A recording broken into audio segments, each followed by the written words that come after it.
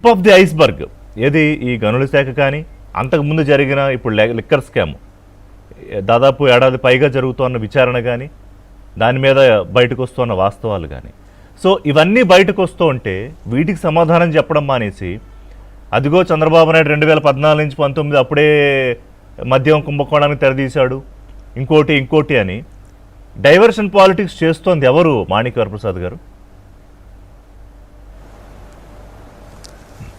ఋషి గారు, మీకు పెద్దలందరికీ నమస్కారం, మీ వ్యూవర్స్ కూడా నమస్కారం. ఒక విషయం before going to the subject మా జిల్లాకు సంబంధించిన బాపట్ల మాజీ ఎమ్మెల్యే గారు, మాజీ మంత్రి గారు, సీనియర్ నాయకులు గాదె వెంకటరెడ్డి గారు మరణించారు. వారితో మేము సహచర్యం ఉంది, మంచి సహచర్యం ఉంది. వారు అనేక మంత్రివర్గాల్లో పనిచేశాడు, చాలా సీనియర్ నాయకుడు. మా జిల్లాకి ప్రకాశం కంబైన్డ్ డిస్టిక్లో ఆయన చాలా సీనియర్ లీడర్. ఆయన చాలా అభివృద్ధి కార్యక్రమాల్లో పార్టిసిపేట్ చేశారు. మంచి వైజ్ పొలిటీషియన్, నాకు బాగా పరిచయం, నన్ను బాగా శిష్యుడిగా చూసేవాడు ఆయన. ఆయన మరణానికి నా ప్రగాఢ సానుభూతి తెలియజేస్తూ మీ టీవీ ద్వారా వారి కుటుంబానికి నా సానుభూతి తెలియజేస్తూ ఉన్నాను. వారి అభిమానులకు కూడా నా కండోలెన్స్ తెలియజేస్తాను. సబ్జెక్ట్లోకి వస్తే జగన్మోహన్ రెడ్డి గారి హయాంలో జరిగిన దోపిడీ, అంతులేని దుర్మార్గం. దోపిడీలో కూడా గన్ పాయింట్ మీద బెదిరించి మైన్స్ దోచుకొని, బెదిరించి సారాయి ద్వారా అంటే మద్యం అమ్మకాల ద్వారా ఎంత దుర్మార్గం చేశారు. ప్రభుత్వమే మద్యం ఎంత దోచుకున్నారో, మైన్స్ ద్వారా వెంకటరెడ్డి అయిన ఈడీని మైన్స్ డైరెక్టర్ పెట్టుకుని ఏ విధంగా దోచారు, ఇక ప్రతి శాఖలో ఏ విధంగా దోచారో ఇవన్నీ మనం సిబిసిఐడి కేసులు ఇవన్నీ చూస్తూ ఉన్నాము. దాంతోపాటు ఈడీ కూడా వస్తూ ఉంది ప్రతి దాంట్లో వీడియో. ఈరోజు చూస్తే ఇంకా ఆశ్చర్యకరమైన విషయం ఏంటంటే 2000 కోట్ల పైచిలకు ఒప్పందాలు బయటపడినాయి.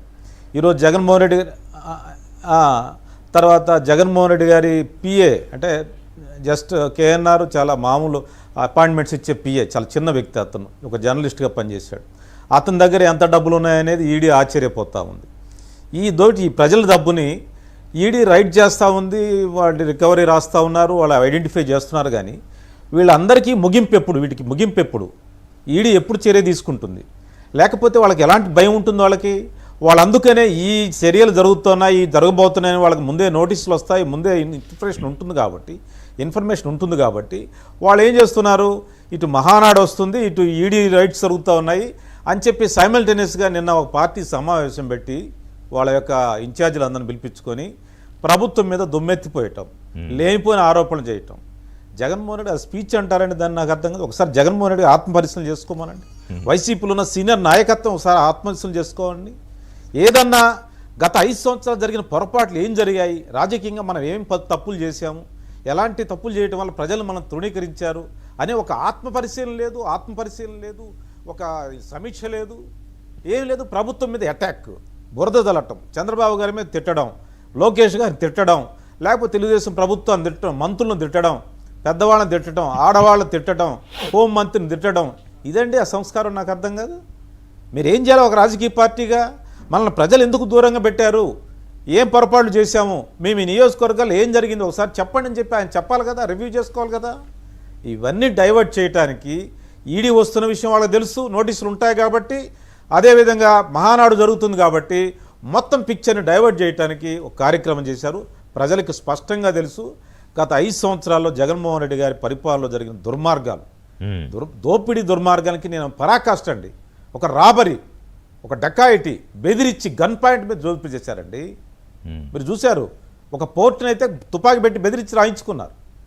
మైన్స్లో అయితే అంతకుముందు ఉన్న వాళ్ళని బెదిరించి, మీరు ఒంగోలు అలాంటి చోట్ల మన చీమకుర్తి గ్రానైట్లోనైతే బెదిరించి రాయించుకున్నారు. చాలా చోట్ల ఆఫీసు పిలిపించి రాయించుకున్నారు. మైన్స్ అధికారులతో బెదిరించటం, పోలీసులతో బెదిరించటం. కన్ను పడితే సొంతం అవ్వాల్సిందే. ఏ దేశం లేదు. అంతా సెంట్రలైజ్ చేసి దోచుకొని వాళ్ళు దోచుకున్నది ఇప్పుడు ఈడీ వస్తుండేసరికి మళ్ళీ డైవర్ట్ చేయడానికి ఇలాంటి మాటలు మాట్లాడుతున్నారు. ఇది చాలా హైలీ కండెమనబుల్. ఇది చాలా తప్పు, రాజకీయాలు తప్పు, ప్రజాస్వామ్యాలు ఎలాంటి వాంఛనీయం కాదు. నేను ఈ ఇన్స్టిట్యూషన్స్ కూడా విజ్ఞప్తి చేస్తున్నా, ఈడీ కూడా పొద్దుకులు రైట్ చేయటం, న్యూస్ పేపర్లో రావడం తప్పితే మీరు ఒక కేసులో కంక్లూజన్ ఇచ్చారా?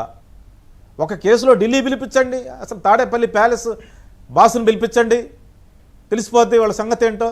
ఈ డబ్బులన్నీ ఎక్కడికి పోయాయండి? దీంట్లో వీళ్ళ దగ్గర టిప్ ఆఫ్ ఐబర్గ్ అండి, ఒక ఒక చిన్న టిప్ లాంటిది ఇది. ఈ టిప్ను పట్టుకుని అసలు మరి డబ్బులు ఎక్కడికి పోయాయి? అసలు డబ్బులు ఎక్కడున్నాయి? ఏ విధంగా చేరాయి? ఎక్కడ చేరాయి? ఆస్తులు ఎక్కడున్నాయి? వాటి మీద విచారణ జరగదా? అసలు బాసును పిలిపించరా? తాడేపల్లి బాసును వదిలేస్తారా? ఆ చిన్న వాళ్ళు ఎవరో టిప్పులు అడుక్కుంటే వాళ్ళకి 20 కోట్లు వచ్చాయి, బెదిరిస్తే ఒక 20 కోట్లు వచ్చాయి, ఇంకోటికి వస్తే వెంకటరెడ్డి గనుల శాఖ వెంకటరెడ్డికి ఏదో 2000 కోట్లు వచ్చాయి. అతను వాళ్ళ బాస్కి ఎంత ఇచ్చాడు?